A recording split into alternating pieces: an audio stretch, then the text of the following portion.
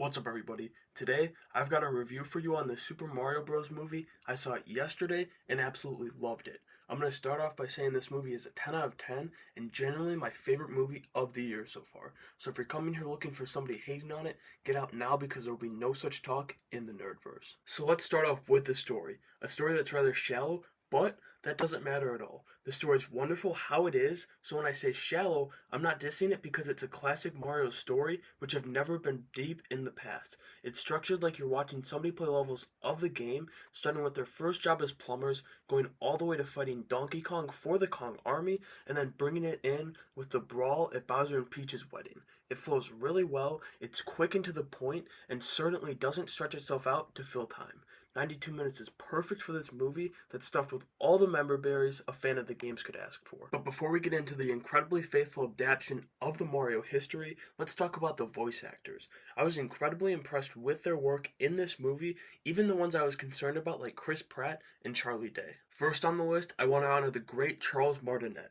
He portrayed Mario's dad in this movie, and while I'm sure many wish he would have voiced both the main characters, I think this move was brilliant. In fact, we just saw something like this in The Last of Us, where Ashley Johnson, who brought Ellie to life in the games, brought Ellie to life literally in the show with her portrayal of Ellie's mother. So having Martinet be the father of Luigi and Mario was a really good touch that I appreciated, not to mention his character was awesome. Then there was a small role that stole my heart, and it was Eric Bauza as the Toad General. It was a small scene where they're discussing Bowser's conquest, and he absolutely dominates the scene. Now let's get into the key characters, starting off with Keegan-Michael Key as Toad. If you don't know this is him voicing Toad, you'd probably never figure it out. He warps his voice for the role and is completely unrecognizable. There's that scene from the trailer where he freaks out about Mario touching the wrong mushroom, and that's the floor for his performance. It only gets better. Then there's his companion for a lot of the movie, Anya Taylor-Joy as Princess Peach. I know some people are outraged that the princess isn't just a damsel in distress in this movie, but I could care less, honestly. It also works well into the movie, and it actually isn't super heavy-handed either. It truly just works, but that's beside the point.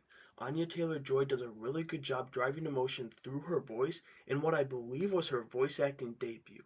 A truly impressive performance from her. Now we're about halfway done here, and these next four I go over are probably my favorite performances, so I'm going to go ahead and rank them as we go along. At number 4, it's Charlie Day as Luigi.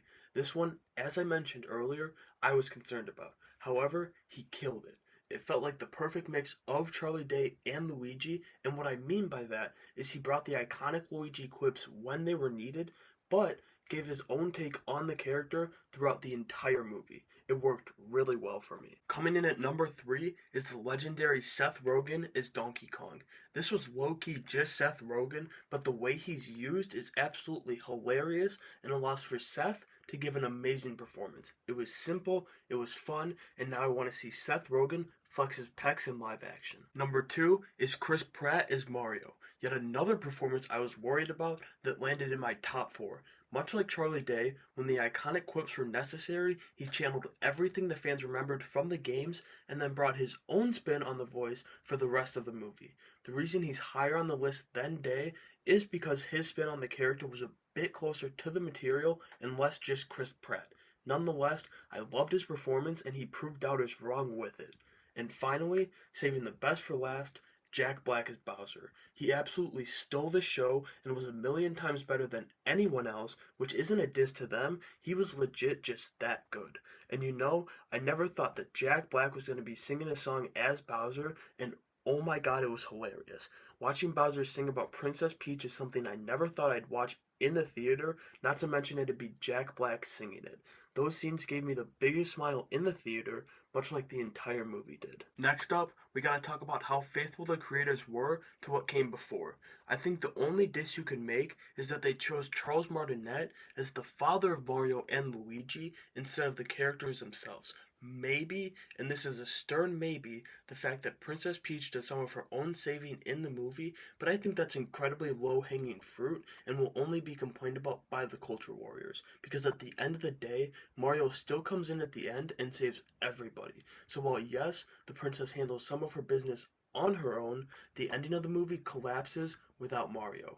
Aside from those two things, which is really just one thing at the end of the day, this movie is incredibly faithful to the material, from the power-ups to the sound effects in certain moments, all the way down to the soundtrack, which is awesome by the way, from the iconic tunes from the games to Take On Me amping up a scene late in the movie. And with that, we're moving on to the last thing we need to discuss, which is the mid and post-credit scenes.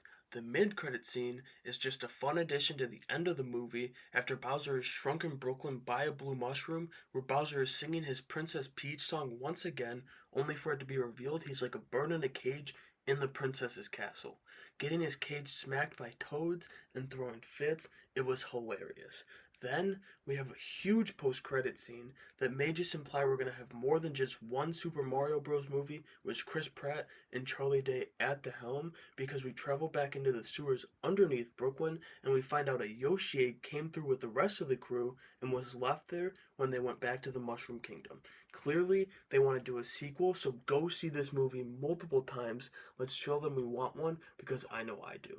But that's just me. Maybe you didn't enjoy the movie and don't want a sequel. I'd call you crazy, but of course, everyone's different. So I want to know how all of you felt about this movie, so let me know your thoughts down in the comments below, and subscribe to stay up to date with all the nerdy news, movie coverage, and theories, and make sure you have a great day.